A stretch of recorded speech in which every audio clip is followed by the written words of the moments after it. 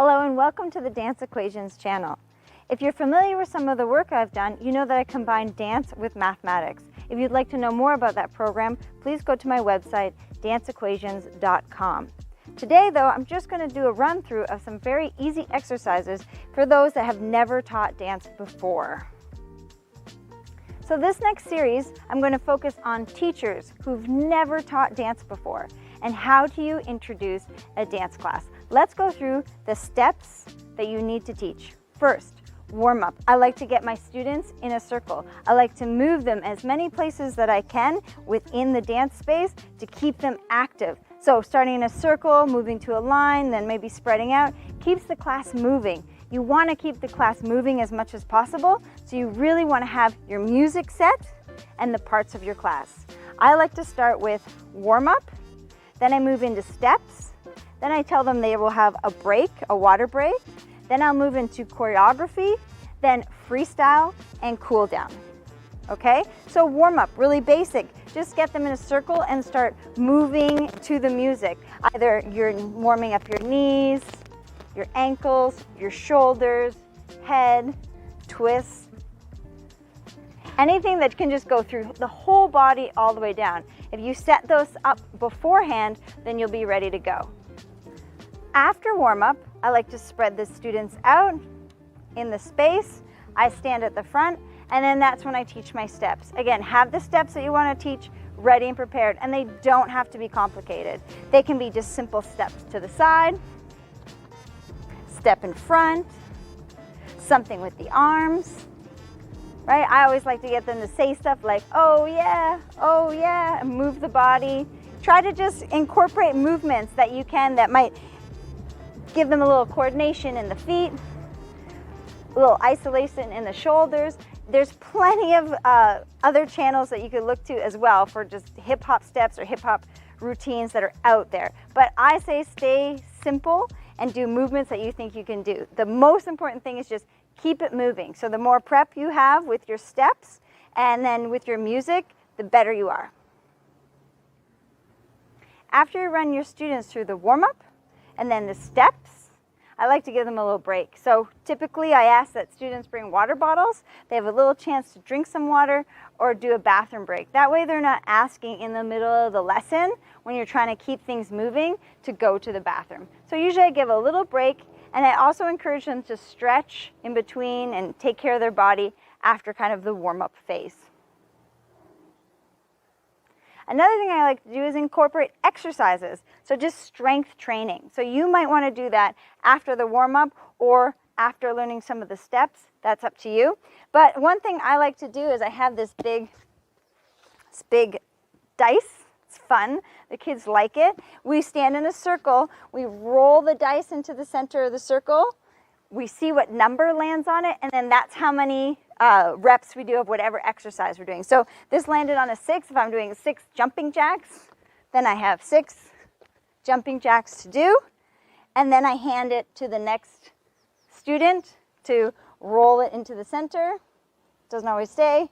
3, and maybe I say 3 push-ups. We get down all together, 3 push-ups. Right, and I have all of these prepared. I usually have like a handful of 5 or 6, and then I cycle through, so I don't have to. If I have a big class of 30, I'm not going to necessarily go through this with all 30. I might say 5, and then the next day do another 5, or I have 10 students I pick out that day, and we do the series twice. So that we can do a lot of push-ups, sit-ups, a little strength training. I also like to do some fun stuff where we get on our hands, so we just get into silly positions. I try and challenge them, see if they can do 1 foot, no hands, touch their foot. Hi, Mom. Right? As keeping it fun. Keeping it fun. You want to keep it fun. After a little rest and break, that's when I go into the choreography. That takes a lot of focus for young people. Have your choreography set. You can find something online, make something up yourself.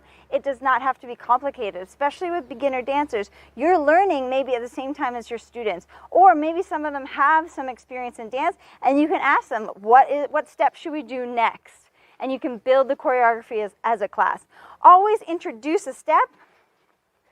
Practice it a few times, Maybe you want to slow it down without music and then say, all right, let's try it with the music. We're going to do 4 steps like this, right? And then maybe we're going to go down, up. Keep it simple. If you're introducing dance for the first time to your class, it doesn't have to be fancy. And draw on some of their suggestions as well. Maybe point to a different student each time. Let's add it on. You don't add on too much at one time. Even for professionals, we're not adding on too much choreography at one time. We add on some, we practice it, and then we come back to it. Once they've practiced their choreography, it's so nice to just have some free time. So if you're teaching hip hop, like I often teach, breakdance is a background I come from. So the circle is kind of the union where we all come together to do what's called a cipher, where we practice together and we encourage one another. I often talk about them in dance class as a team. This is our team. We work together. We help each other improve. So when we're in the circle at the end, nearing the end of class, I get everyone, depending on how wiggly they are, they can either sit or you can have everybody stand, clapping to the music, and one at a time you just call them into the circle, right in order, where they each get a chance to do their freestyle, whatever they want. And I always tell them to end with a freeze, with a pose, anything they want. It can be any kind of pose they want. Star shape. Super simple, and they each get their turn to come into the circle. Once everybody's had a turn, then usually I will go as the teacher. Even if you can't dance, trust me, they're going to love that you get in the circle, having a connection with your students. You got to tell them they need to cheer you on. They need to get you ready. And even if you just do the choreography that you're working on, or you do some sort of silly steps, right, and you just be fun, they're going to love it, guaranteed. Keep it moving. And to finish, of course, very important, is the cool down. So then we get into a circle again, or you can spread them out on lines. I like a circle. I like to see the students at the end.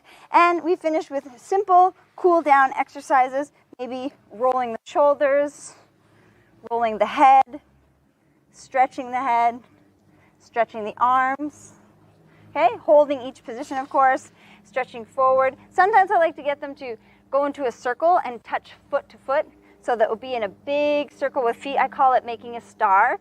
And then we try and see if we can grab each other's hands. At first, it's like really hard and they can't figure it out. But as we do it, they learn to work together to make the star shape, and it's always a big celebration, yay, at the end.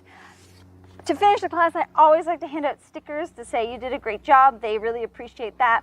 But there you go. That really fills up an easy hour if you follow through with just a little bit in each section of your class. I will repeat, it's really important to know the steps you want to teach so you're not winging it. Simple, they can be simple. Also know what music you're using, and I have another video specifically about music as well as other videos specifically about steps. This is just about your structure of your class and how to structure your very first dance class.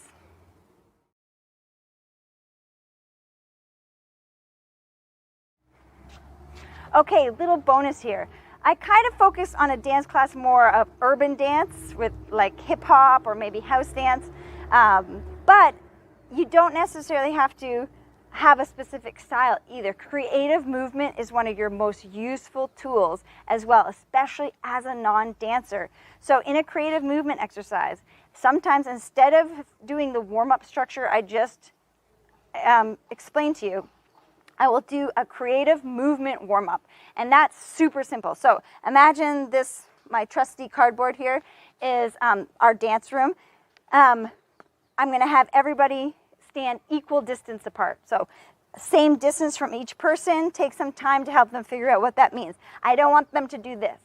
I want them to use their eyes and say, how do you position yourself equal distance? After that, I start with the music and I say, okay, I want you to walk through the space, moving forward, backwards, and sideways as much as possible, staying equal distance apart. I'll often stop the music and check, are you equal distance? If not, 1 point for teacher, right? If they're equal distance, 1 point for the class. Have a little fun with it. After I can see they can adequately use the space, I'll introduce levels. Really simple. Let's start low level. And we'll explore the space on the low level, moving through the room in as many different ways as they can. Stopping, starting the music, checking on the space, and then when I feel like they can do that successfully, I move up to medium realm. Medium realm is difficult to move in.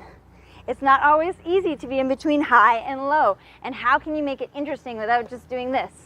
Right? So I try to get them to explore the middle realm as much as possible, moving through the space in as most interesting ways as they can. Of course, after medium realm, high realm. Moving up high, using their legs as well to do so, exploring the space, always staying equal distance from their partner. After middle realm, moving up, after high realm, moving to in the air, right? So how can they jump through the space, being as creative as possible through the high realm? Once they've done all of that, they're going to be pretty warm. And it takes up a big chunk of your class time. But what you are developing is a dancer that can move really nice and big and full.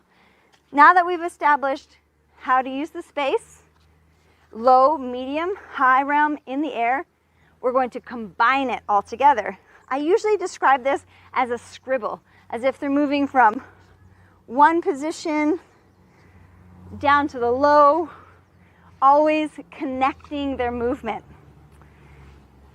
When you do a scribble, you have your pencil, and it can make all kinds of different qualities of lines, but that line stays on the paper connected.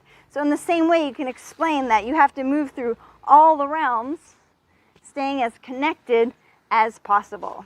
Now you have a dancer that's very warm, that's used all of their body, and is ready to go on to another improvisation.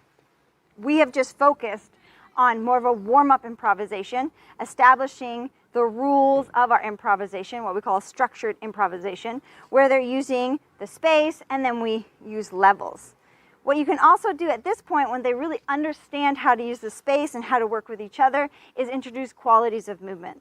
So you can imagine, you can ask them to imagine that inside their body is totally empty. And what we're going to do is we're going to fill the body with different substances, let's say honey or sand or air, water, popcorn, bugs, and see how that makes the movement or changes the movement dynamic, right? So if I were to imagine I was full of water and the water was, I'm not in water, but the water is inside of me, how does the water just move my body, right? If I was honey, that would be a lot slower, my movement, as I go through all realms and use the space. If I were to be heavy like a rock, then my movement would be somewhat more weighted, even though I'm trying to still get to all levels. How do I jump and look like a heavy rock? So I can add in as much as I want, play with this as much as I want. Lots of structured improvs out there. I'm going to do a special session just about structured improvs, but again, this is about establishing your first dance class. So say this was just as far as you went, you could develop this as your warm-up and majority of your class. Then you could have them have a break, do some stretches, and also see what steps they liked. Can we make some of this into more of a contemporary dance choreography of some of the motions that they like? Maybe they developed some neat jumps. Maybe someone really liked how they were using their leg. Maybe someone learned how to move through the low space. Could they make up a short movement motif with some of the things that they explored on their own? And then hands off for you. You're not worrying about any choreography. Put them into small groups and say, use some of the material you did today. Each one of you add on a step to the dance and see if you can put counts to it. Okay, so this is all for the series right now. This is to get you started. And then please check out my other videos where I'm going to explain more about music, a little bit more about structured improv, and of course, a little bit more of my math dance program. If you'd like to see some of those lessons or learn more about what that's about, please go to www.danceequations.com. And of course, like, subscribe, share, and join my community. See you next time.